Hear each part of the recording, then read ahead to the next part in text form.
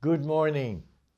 In Romans 15, we have a very simple energy coming from St. Paul. I aspire to proclaim the gospel.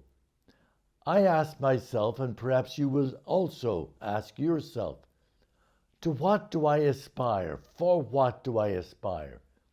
Do I aspire to proclaim the gospel? Do I aspire for something material in my life? Parents aspire to make sure their children are formed in the way of the Lord and get the best opportunity in life. Doctors aspire to help people to find health. Those who are in the financial world aspire to increase their wealth and the wealth of others. Those in the commercial world of any kind want their business to be best. So we have to reflect on, what do I aspire to do?